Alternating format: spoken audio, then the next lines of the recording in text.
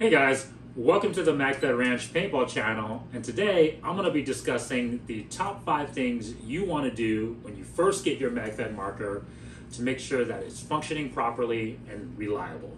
Okay guys, but before we get into it, subscribe to the channel, smash that like button, share, and comment. Okay, let's get into it guys. So this top 5 that I'm going to be giving you guys and discussing is not any, for full disclaimer, it's not going to be for any particular marker, okay guys, whether that's an M17 or a T15 or a Karmatech or an EMF, right, MG100, Tipman. This is going to be kind of a basic guidelines for all Magfed markers, okay guys? Okay, so just to put that out there first.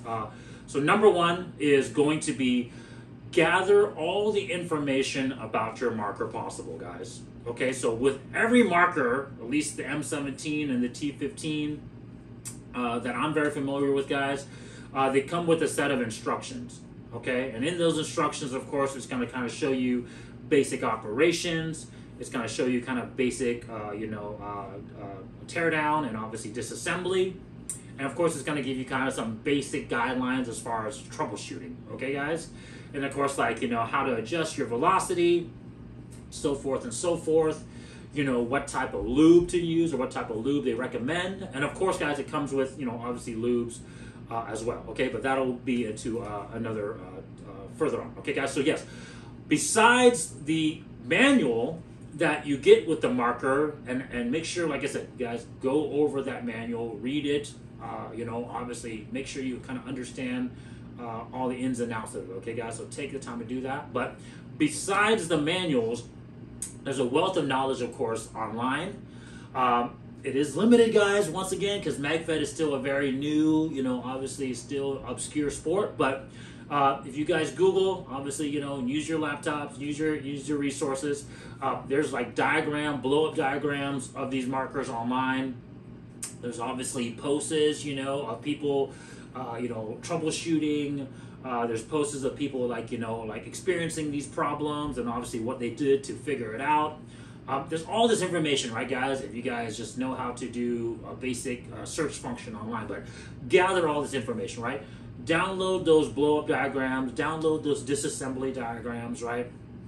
Download those specs that are getting passed down, from users to the community, right? In terms of like what has worked and what hasn't worked for them, right? So just pretty much just start gathering a folder and a database of all that information on your particular marker, and read it and go over it and just make sure that you understand as much as you can about your marker, okay guys? And of course, to finish number 1, there's a lot of video, guys, right? There's a lot of videos out there that people are shooting about as far as like how to maintain, how to operate, how to disassemble. Obviously my channel has some of that wealth of information, guys, as well. So check out the rest of my library, to give you guys obviously as much information as possible for to help you guys, right?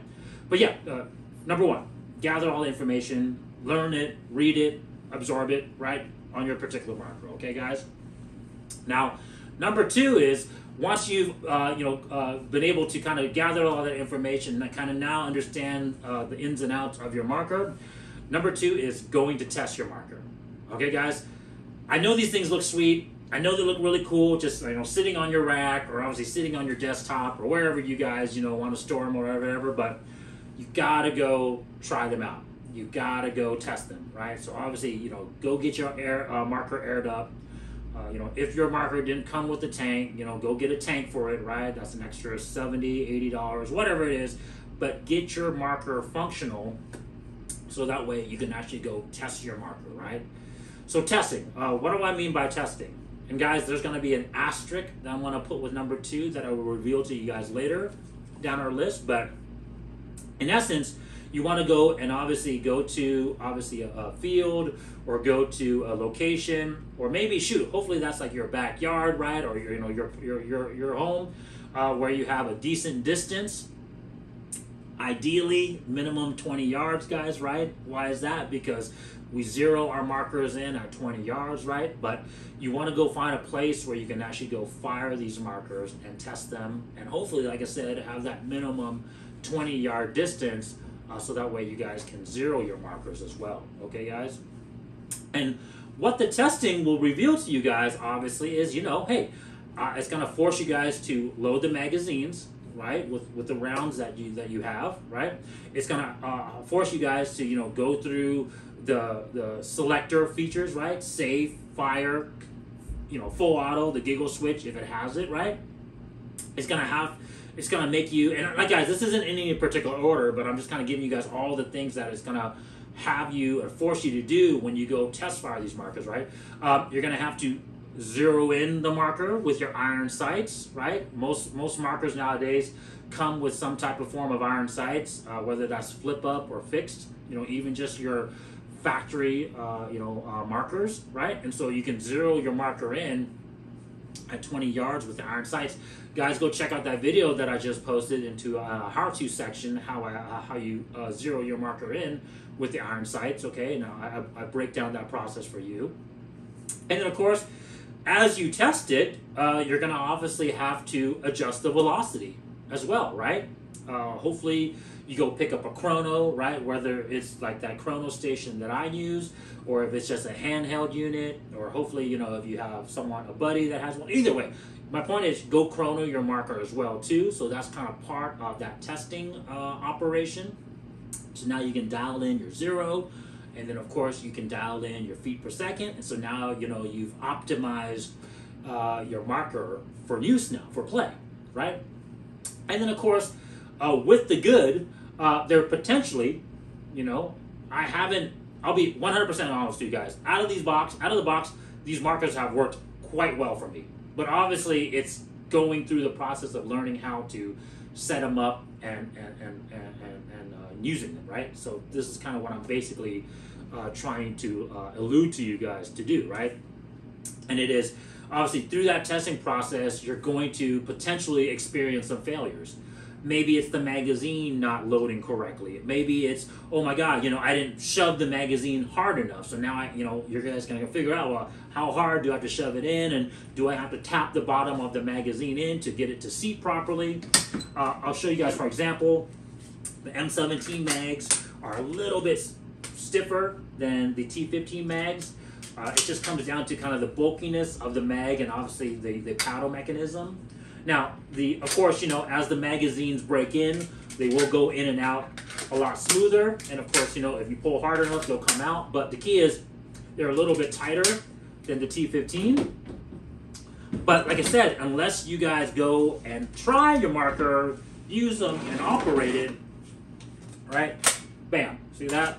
Bam, and it just comes right out. It even, like, you know, pretty much drop free too, right? So the T15 mags are a little bit smoother in that respect, but they both function really quite well, guys. Okay. So, anyways, it's like you're gonna start learning kind of all the little different quirks about your platform that you decided to go with. Okay, guys. And of course, because of those problems, you guys are gonna have to learn to try to fix them. You're gonna have to learn to try to, obviously, hey, how do I fix this problem? How do I fix the magazine not loading properly? How do I fix the feet per second? Why is it not adjusting? You know, am I adjusting it too much, too little? You know, is it something I didn't do, right? You know, maybe you didn't lube your O-rings real quick. And I'll get that into, that was gonna be, you know, my next thing I get into, guys, but maybe it's just something simple like that, and it just came, maybe the marker was shipped to you dry, and so the O-ring got torn, or maybe it wasn't leaking. But anyways, until you guys go test the marker, you're not gonna find these things out, okay? That leads me to number 3, which is learn after that, through the testing process, through the failures that you might experience, learn to disassemble your marker, okay? One of the things in the real firearms world that, you know, they really encourage everyone is how to disassemble your firearm safely, right? Unload it, make sure that it's obviously safe to handle, and then of course obviously disassemble it so that way you can service it, and of course you can clean it, and of course you can lube it, right? And so one of the things, most firearms owners do is they learn how to disassemble their firearm and, of course, maintain it. And, of course, we even practice learning how to do it blindfolded, right? So that way, if you had to do it in the dark or if you had to do it because you couldn't see it for whatever reason, right, you can learn how to do it. And so that gets you guys even more and more familiar with your marker. And, of course, through the disassembly process, you guys can see how the markers work, how they function, right? How does each air system in each of the markers work, right? What O-rings seems to be the one that gets the most stress? What O-rings might need to be the ones that get lubricated the most? Where does it get dirty the most? If a paint breaks, or if dirt gets in there, right? Or you have a barrel break. Where does all that debris go to first, and what do you need to clean out? And then, of course, how does the barrel come apart? How does the handguard come apart? How does the trigger assembly? How does the receiver come apart, right? And each marker is going to be, like I said, it has its own systems, and so you're going to have to get familiar with your marker. And the more you know, the more you're going to be able to set it up properly, the more you're going to be able to maintain, and obviously making sure that your marker works reliably. Okay, guys? So that's number 3, is, disassembly. Don't be scared. Just take your time. Like I said, number 1 is very important to gather all those information to be able to get to number 3 of disassembling, your marker and putting it back together, okay? Number 4 is, of course, the maintenance items that I kind of alluded to earlier, right? And that is, now that you've shot the marker, now that understand its ins and outs for the most part, now that you've disassembled it and know that, what parts are in the marker, get some of the basic items that are wear items, right? So some of the O-rings, that are going to potentially wear more than others, have those on hand. The last thing you want to do is go play, or maybe just having a fun day of testing and tuning your markers, right? Trying to shoot it out to long distances, and you go out in the field and now you have a leak and you can't fix it because you didn't have an O-ring. A very common one, guys, is unfortunately if you remove your your air tank buttstock out in and out a lot, that O-ring can potentially tear because there's pressure in the tank, and so it's really harder. It's harder to unscrew and screw on your tank when there's air in the tank, right? That's why I always recommend it to you guys just to leave it on the tank and just fill it up by the nozzle. But like I said, I get it. Maybe you got to take it off for whatever reason. And so having extra O-rings when you do that, just so that way your marker isn't down for a stupid part, things like that. Okay. Obviously, O-rings inside the internals of the markers as well, the ones that wear the most. Extra lube, right, just in case you need a lube. Maybe your field pack has an extra bottle of lube. Your home, obviously a tool set has an extra set of lubes, right? And then, of course, one of the maintenance items that most people don't consider maintenance items, but extra magazines, right? Because if a magazine fails and, that was your only, magazine that you had for testing or for playing, or if it was, you only had 2 magazines and now one of them isn't working, it can just kind of lead to a bad day. It can just kind of lead to a bad experience, right? So number 4 is kind of just getting the maintenance items, getting extra gear to be able to support your marker now that you know what some of its, I guess, weak points are. Okay, guys? All right.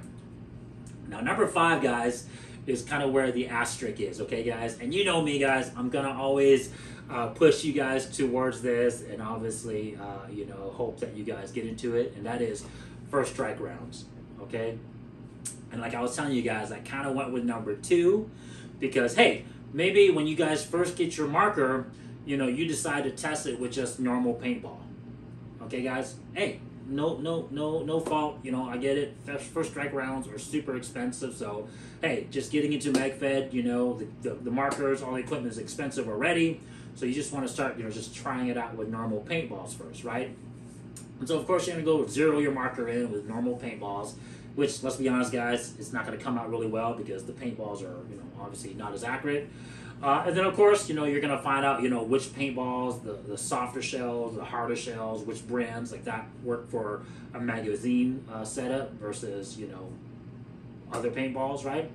But at least the cool thing about First Strike is that you know it's going to work with your magazine for your Magfed marker, right? Because the shell is going to be a little bit harder, so you're not going to have any worries of it cracking or breaking inside the magazine because of the spring tension. But my point is, getting back to it, number 5, guys, is FS rounds, because you're going to eventually want to play with FS, guys, right? The whole benefit, the whole cool, the whole realism factor, the whole, like, you know, wow, oh my God, these markers are so accurate ability is because of the First Strike rounds. Okay, guys? And so if you guys decide to use First Strike rounds in number 2, then awesome, right? You guys are ahead of the game. You guys have already done the testing and everything like that, performed your 0 with the First Strike rounds. But if you haven't done that yet, then number 5, I would suggest using First Strike rounds, switching to First Strike rounds, and then of course going through number 1 and number 4 with the First Strike rounds. And so now you have your marker, you know, you understand the ins and outs of it, you know how to disassemble it, you know all the potential failures that you might see with your marker, and then now it's optimized for first strikes. And so now, bam, you're ready to go out on the field and play, right? The worst thing to do is obviously get your marker. It's this cool freaking looking marker. You look freaking badass. You go out in the field and all you do is either get a click, you get a leak, or, you know, it doesn't fire, right?